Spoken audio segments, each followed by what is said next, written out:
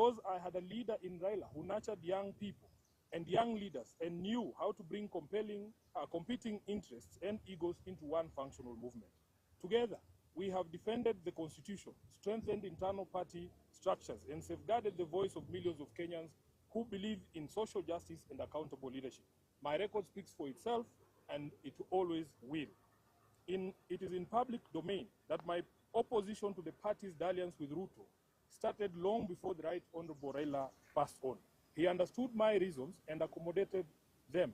It is also a known fact that regardless of what political deals Raila struck with different regimes, he would never have allowed his beloved party to be turned into a mere appendage of State House, where decisions are rubber-stamped after instructions are received from the regime. It is painful to note that sections of the party continue to desecrate the legacy and memory of Raila by turning this party into a theater of the illegal. Just last week, on 3rd February, a Gazette notice was released purporting to legitimize the recent changes in party leadership, with the rider asking for public input within 7 days, even though the stated date had lapsed by 3 weeks. Essentially, those who now purport to run the party are aware that, for instance, the new party leader was installed unprocedural and unconstitutional. These shortcuts and illegal edicts reflect the bad manners that progressive institutions and individuals pick up as soon as they get cozy with William Ruto. I leave it to the party members to judge if this really is the path that the Right Honorable Raila Odinga had set for us. Just 4 months after his death, we can all agree that Raila must be turning in his grave.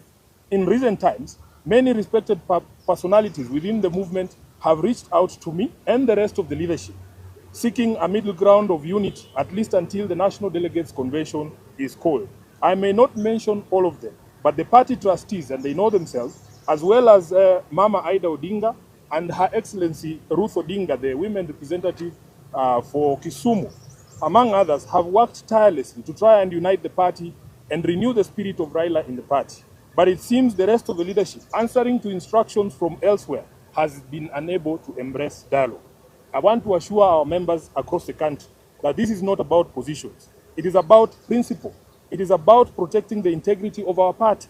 It is about ensuring that ODM remains a democratic institution governed by rules and not by impulses.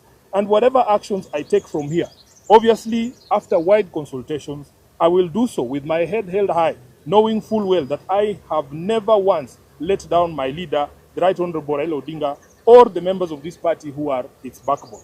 As I said in Busia, Raila did not raise cowards. He did not teach us to run away from hardship or challenges, but to confront them head-on.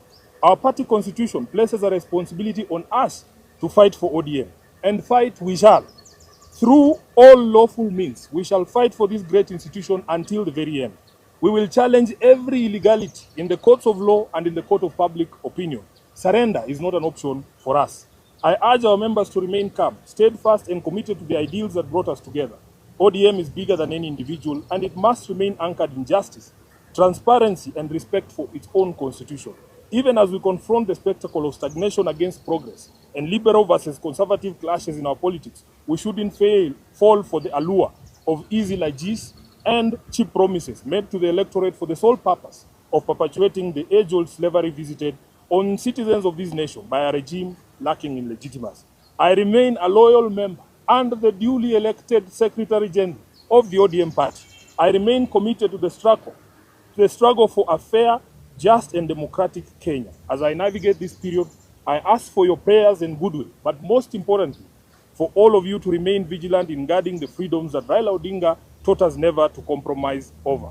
We are the generation that will reach Kana, as envisaged by the late Raila Amolo Odinga. Nothing will distract us from this endeavor. I am grateful to all of you for all the messages of support, and I want to assure you that we will be back to the grassroots, bigger and more energized, beginning this Sunday in Kitengela. Thank you very much, and God bless you.